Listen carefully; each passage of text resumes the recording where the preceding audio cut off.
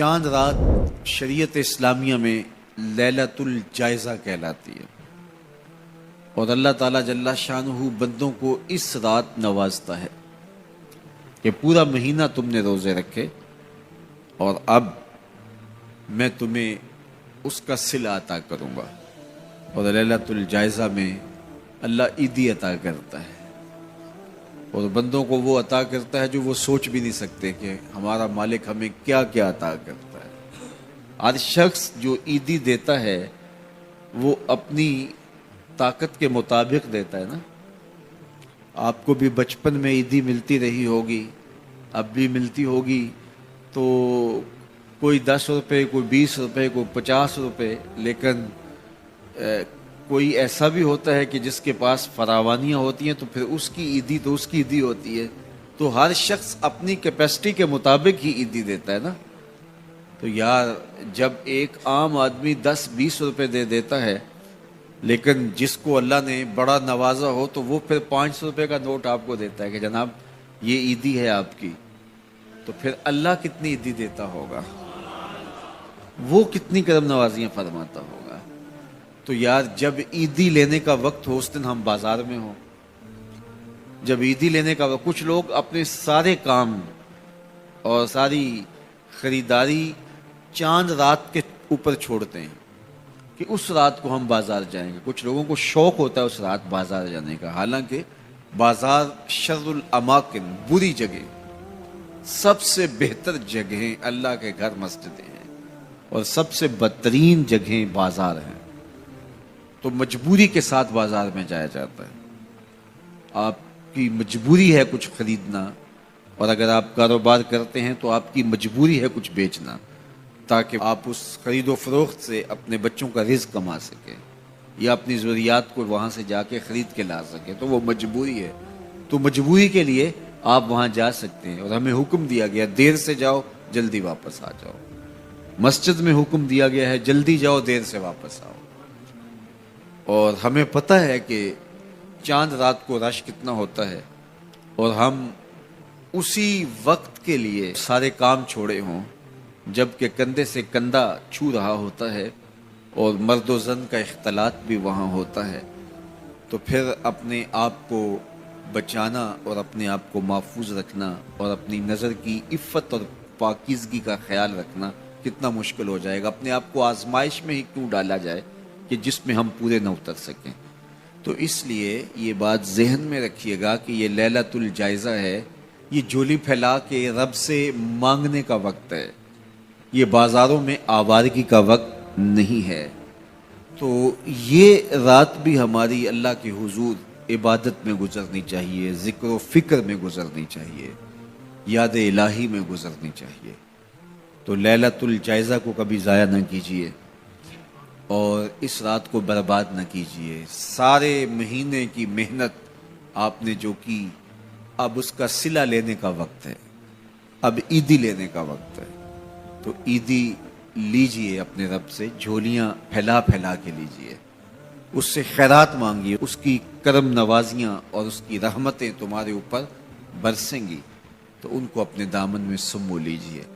تو اپنی ضروریات کے لیے اور وقت نکالیے، اور عید کا دن بھی اللہ نے ہمیں 5 نمازوں کے علاوہ ایک اضافی نماز عید کی ہمارے اوپر واجب کی ہے۔ عید کے دن تو لوگ فرض نمازیں چھوڑ دیتے ہیں، جبکہ عید کے دن فرض نمازوں کے علاوہ ایک اضافی نماز رکھی گئی ہے۔ تو یہ ہمارا امتحان تھا، ہمارے ایک مہینے کی جو ٹریننگ ہوئی تھی، اس کے بعد آج ظہر کے وقت، آج عید کے دن فجر کے وقت، آج عصر اور مغرب کے وقت دیکھنا تھا کہ اس کا اثر ہماری روح میں کتنا اترا ہے۔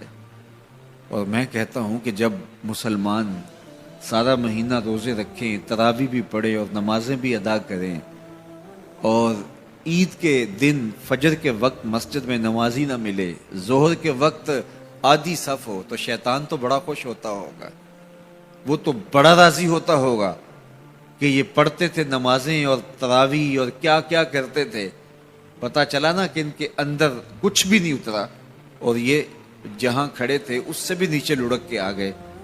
تو شیطان کو کبھی خوش نہ ہونے دینا، اللہ کے حضور سرخروئی اور کامیابی کے لیے دعا مانگتے ہوئے ماہ سیام سے رخصت ہوں۔ یہ گھڑیاں اللہ نے نصیب کی، گنتی کے دن انہیں کہا گیا ہے، تو یہ گنتی کے دن یوں ہی بیت جاتے ہیں اور اسی طرح پوری زندگی بیت جاتی ہے، اور پھر جب آنکھ بند ہوتی ہے تو پھر آنکھ کھلتی ہے کہ ہم زندگی کہاں گزار گئے۔